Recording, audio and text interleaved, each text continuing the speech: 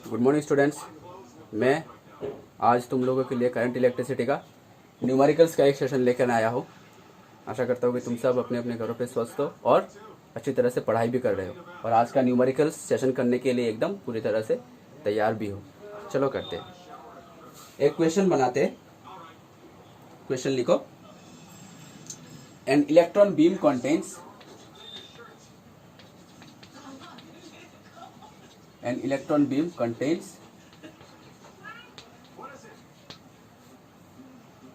17 number of electrons, 17 number of electrons and pass through an area of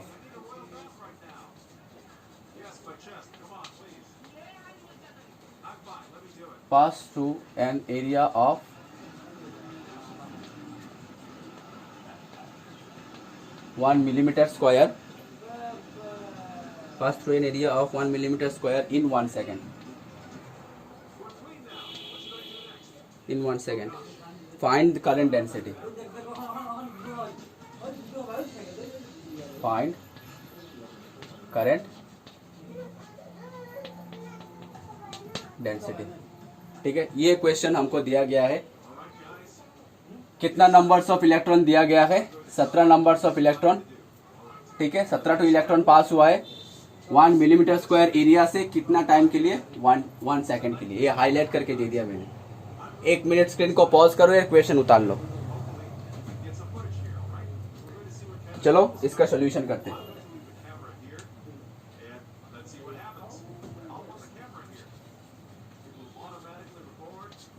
solution, कितना numbers of electron दे दिया गया है? 17। ठीक है, तो हमारा टोटल चार्ज कितना हो जाएगा? Q is equals to Ne, यानी N is the number of electrons और E is the charge of electron. 1.6 into 10 to the power -19 इतना कूलम।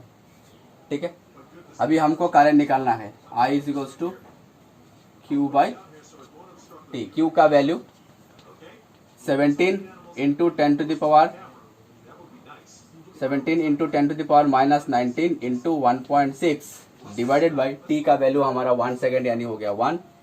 यानी अगर ये तुम मल्टीप्लाई करोगे तो इसका रिजल्ट आएगा 2.72। इसका रिजल्ट आएगा 2.72 इंटू 10 टू द पावर -19 इतना कूलम। ये हो गया हमारा I का वैल्यू। ठीक है, एरिया देखो, एरिया दे दिया गया है 1 मिलीमीटर स्क्वायर। इसको हमको मीटर पे कन्वर्ट करना होता है।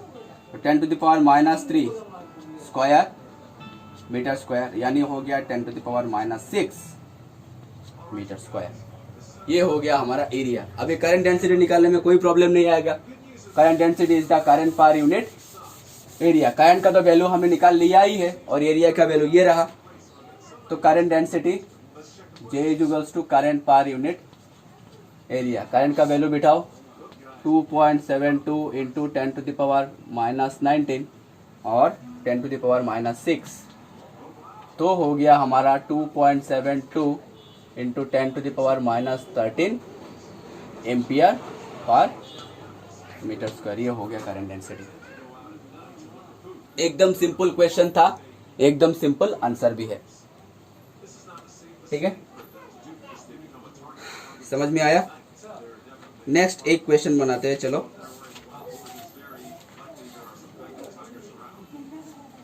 एक पोटेंशियोमीटर से क्वेश्चन बनाते हैं। एक पोटेंशियोमीटर का क्वेश्चन है।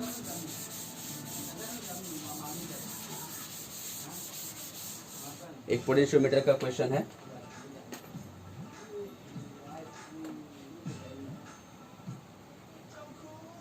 In a potentiometer arrangement, in a potentiometer arrangement,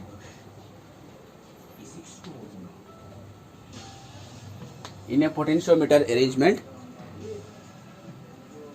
in a potentiometer arrangement, a cell of EMF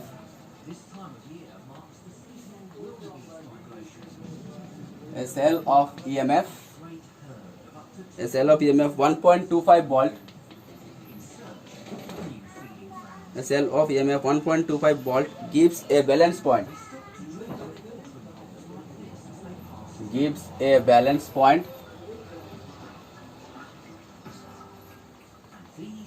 at 35 centimeter length of wire, यानी पोटेंशियोमीटर का जो वायर है उसके 35 सेंटीमीटर पे balance point, first balance point find हुआ है। If the cell is replaced by, if the cell is replaced by another cell, and balance point is shifted to,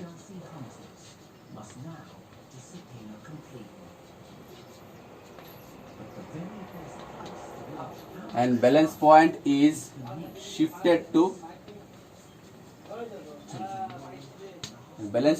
shifted to 63 centimeter. Calculate the unknown EMF. Calculate the EMF of second cell, ऐसा लिख दो। Calculate the EMF of second cell। ये question दे दिया गया है हमको, इस question का सोल्यूशन निकालना है। ठीक है, 1 मिनट क्वेश्चन स्क्रीन को पॉज करो और क्वेश्चन उतार लो। चलो इसका सोल्यूशन करते हैं। तो देखो, हमको दे दिया गया है कि एक पोटेंशियोमीटर है, जो पहले वाला जो EMF यूज किया था उसका EMF का वैल्यू है 1.25 वोल्ट, जिसके वजह से जॉकी मूवमेंट किया हमने। जॉकी मूवमेंट करने के बाद वायर के ऊपर 35 सेंटीमीटर पे हमको फर्स्ट बैलेंसिंग लेंथ मिला है। अभी क्या किया, अभी हमने ये 1.25 वाला सेल, पहले वाला जो सेल था 1.25 वाला सेल को हमने रिप्लेस कर दिया दूसरा सेल से। दूसरा सेल से रिप्लेस करने के बाद बैलेंस पॉइंट पहले था 35 सेंटीमीटर, अभी शिफ्ट होके आ गया 63 सेंटीमीटर पे। अभी हमको सेकंड सेल का EMF निकालना है। तो ये हमको गिवन दे दिया गया है। पहले सेल का EMF बोल दिया गया है 1.25 वोल्ट, सेकंड सेल का EMF हमको निकालना है। ठीक है, पहले वाला का बैलेंसिंग लेंथ हमको बोल दिया गया है 35 सेंटीमीटर, दूसरे वाला का हमको बोल दिया गया है 63 सेंटीमीटर बैलेंसिंग लेंथ। ठीक है, अभी तो हम फॉर्मूला जानते ही है, कंपैरिजन ऑफ EMF से हम बैलेंसिंग लेंथ हम जानते हैं। फॉर्मूला क्या था, formula E1/E2 is equals to L1/L2, E1/E2 is equals to L1/L2। अभी हमको E2 निकालना है, तो E2 is equals to हो गया हमारा L2/L1 इंटू E1। ठीक है, तो वैल्यू बिठाओ, L2/L1 63/35 इंटू 1.25। अगर इन सारे वैल्यू को अगर तुम कैलकुलेशन करोगे तो रिजल्ट आएगा अप्रोक्सीमेटली 2.25 वोल्ट। 2.25 वोल्ट। एकदम आसान क्वेश्चन था, एकदम आसान सॉल्यूशन भी है। समझ में आया? ठीक है, नेक्स्ट एक क्वेश्चन बनाते हैं।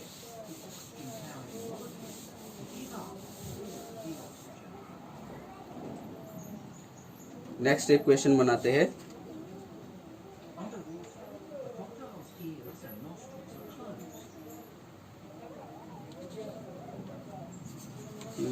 ऐसा एक क्वेश्चन लिखो,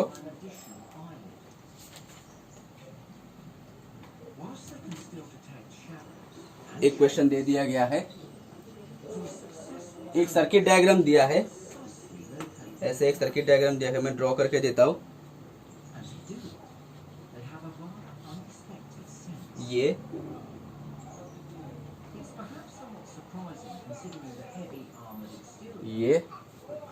और ये आ गया ऐसे, ये आ गया ऐसे, ये और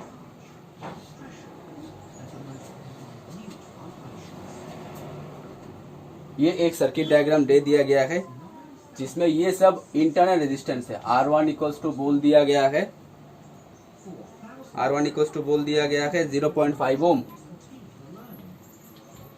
R1 इक्वल्स टू 0.5 ओम। यहाँ पे ये बैटरी नहीं है, दूसरा यहाँ पे सिर्फ एक ही बैटरी है, यहाँ पे सिर्फ एक ही बैटरी है। इसका वैल्यू बोल दिया गया है 10 volt, E1 equals to 10 volt. ये इंटरनल रेजिस्टेंस R2, ये इंटरनल रेजिस्टेंस R2, इसका वैल्यू बोल दिया गया है 2 ओम। ये E2 5 वोल्ट, ये E2 5 वोल्ट। ये इंटरनल रेजिस्टेंस R3, इसका वैल्यू बोल दिया गया है 0.5 ओम। और ये R4 बोल दिया गया है 2 ओम। ठीक है, बोल दिया गया है दिस। अभी क्वेश्चन बोला गया है find the potential difference between, find the potential difference between, ये पॉइंट ए है और ये पॉइंट बी है। सो क्वेश्चन बोला गया है find the potential difference, find the potential difference between A and B. A and B के बीच में पोटेंशियल डिफरेंस निकालने के लिए हमको बोल दिया गया है। स्क्रीन को पॉज करो, ये क्वेश्चन उतार लो।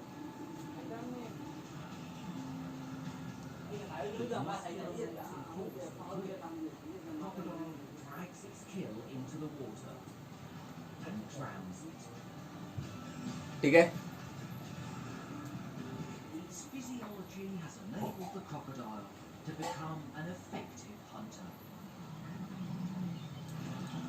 अभी देखो ये सारे रेजिस्टेंस तो सीरीज में ही है।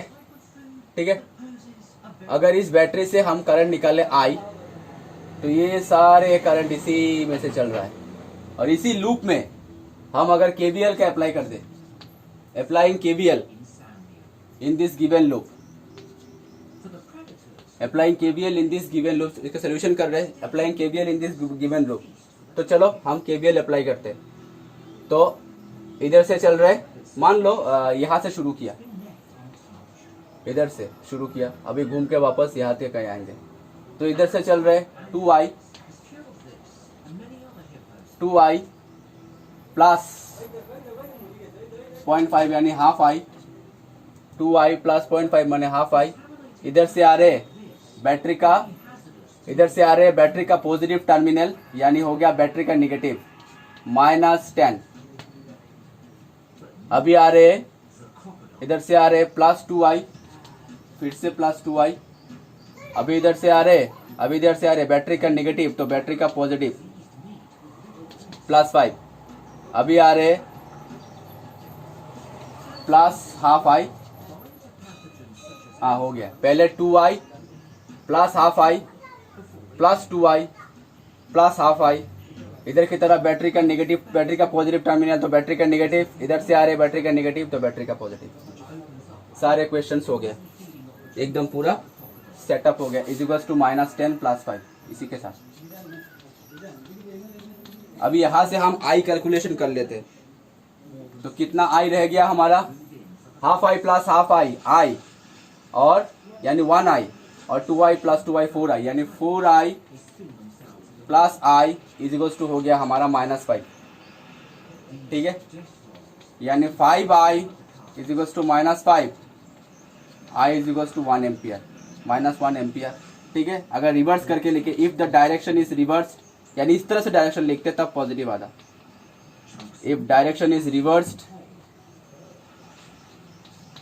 सो i equals to 1 ampere. i का वैल्यू 1 एम्पियर निकल गया। अभी i का वैल्यू अगर 1 एम्पियर निकल गया, तो हम पोटेंशियल डिफरेंस बिटवीन a और b हम निकाल सकते। ठीक है, अभी देखो पोटेंशियल डिफरेंस क्या रहेगा, पोटेंशियल डिफरेंस रहेगा यहाँ पे कितना है, so potential difference across A B, potential difference across A B, E2 minus I, E2 minus I R3। ठीक है, E2 माइनस IR3, ठीक है। तो E2 का वैल्यू कितना था 5, I का वैल्यू निकल गया 1 इंटू और R3 का वैल्यू है हाफ, तो 5 माइनस हाफ, 5 में से आधा चला गया तो निकल के रह गया हमारा 4.5, 4.5 वोल्ट, ठीक है। ए और बी पॉइंट में तो हमको निकालना है, ए और बी में तो हमको निकालना है, ठीक है। तो करंट इधर से चला आ रहा है, तो ये पॉइंट हमारा हायर पोटेंशियल पे, ये पॉइंट हमारा लोअर पोटेंशियल पे, ठीक है। समझ में आया? चलो दूसरा क्वेश्चन करते हैं।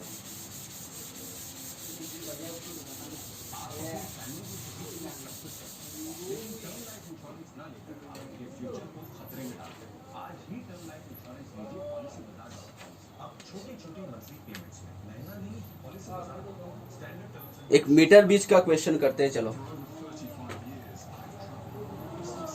एक मीटर ब्रिज का क्वेश्चन आया है। In a metre bridge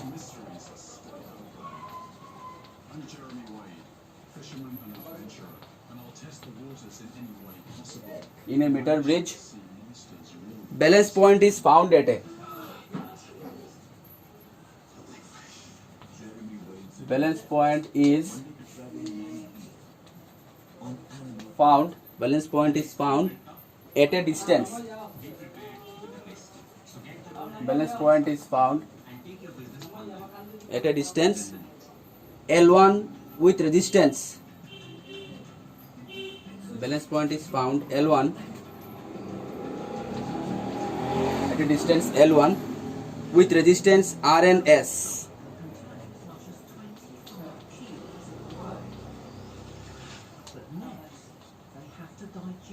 with resistance R and S, with resistance R and S, balance point is found with resistance R and S,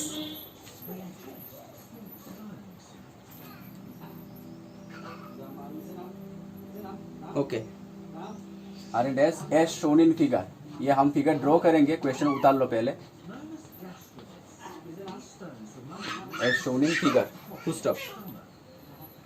When unknown resistance X, when unknown resistance X, when unknown resistance X, when unknown resistance X is connected in parallel,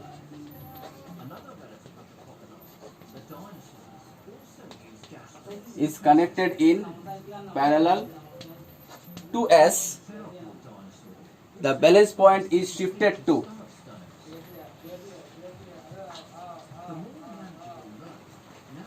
the balance point is shifted to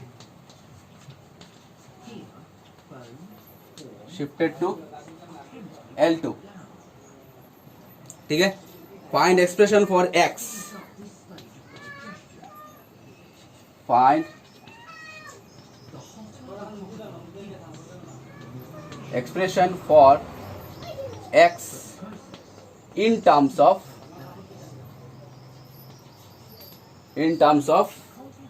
L1, L2 and S, L1, L2 and S। ये question दिया गया है एक metre bridge से, बहुत ही interesting question है। 1 minute screen को pause करो और ये क्वेश्चन उतार लो, ठीक है। तो डायग्राम नहीं दिया गया है, चलो डायग्राम ड्रॉ कर लो। इसका एक डायग्राम दिया गया है। पहले ये तो हमारा मीटर ब्रिज है,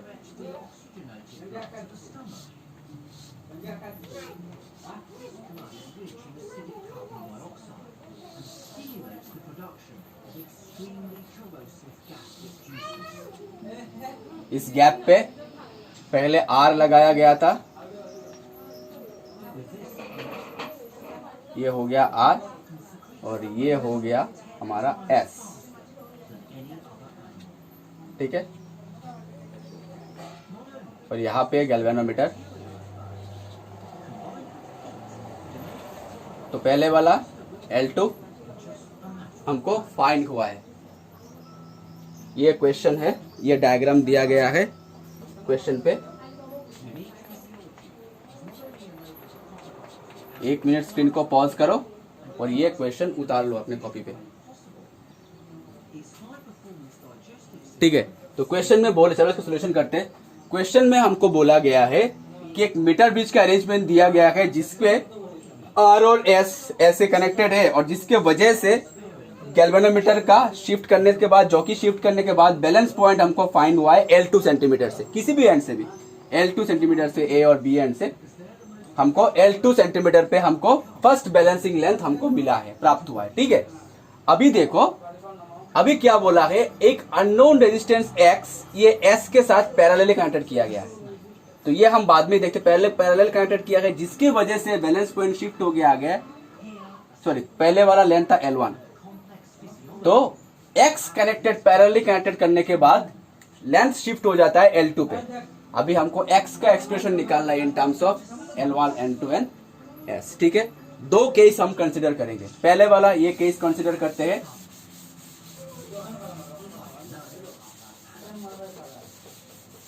चलो इसके सोल्यूशन करते हैं।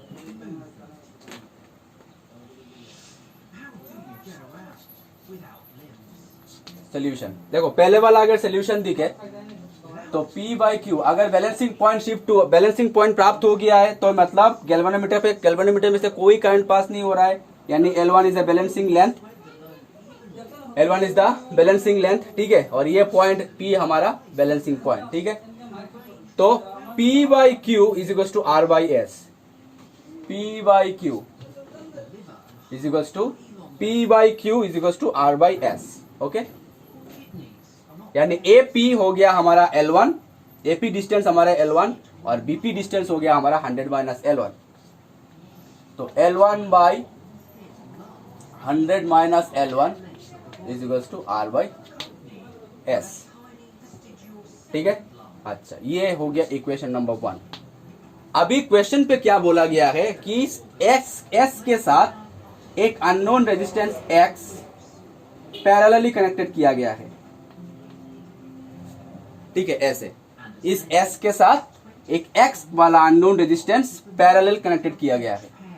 तो अभी इसी साइड में इक्विवेलेंट रेजिस्टेंस क्या हो जाएगा, अभी इसी साइड पे इक्विवेलेंट रेजिस्टेंस हो जाएगा, अभी इसी साइड पे इक्विवेलेंट रेजिस्टेंस पकड़ लेते हो, पकड़ लो X इक्विवेलेंट, तो इसी साइड पे इक्विवेलेंट रेजिस्टेंस हो जाएगा X into S divided by S plus x, ठीक है।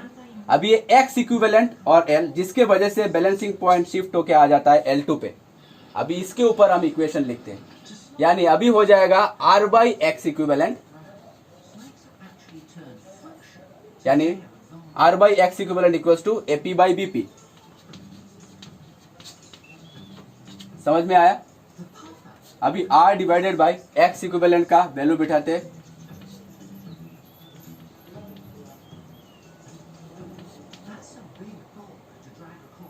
इज इक्वल्स टू AP का वैल्यू L2 और BP का वैल्यू 100 माइनस L2। ये हो गया हमारा इक्वेशन नंबर 2। अभी थोड़ा इसको मैनिपुलेट करने के बाद ही रिजल्ट आ जाएगा, देखो एकदम इजी है। इसको थोड़ा मैनिपुलेट करते हैं। X का वैल्यू हमको निकालना है in terms of L1 L2 और यानी R और S को हमको रिप्लेस करना पड़ेगा। इम्प्लाइज अगर ये ऊपर चला गया तो R into X plus S divided by S into X, ठीक है, is equals to L2 by 100 minus L2। अब ये काम करते हैं, R बाई एस का value L1 divided by 100 minus L1 बिठा देते हैं। तो L1 बाई 100 माइनस L1, ये R बाई एस का वैल्यू बिठा दिया और हो गया 1 plus X by S is equals to L2 by 100 minus L2, ठीक है। अभी 1 plus S by X, 1 plus S by X is equals to L2 by 100 minus L2 divided by L1 by 100 minus L1। समझ में आया?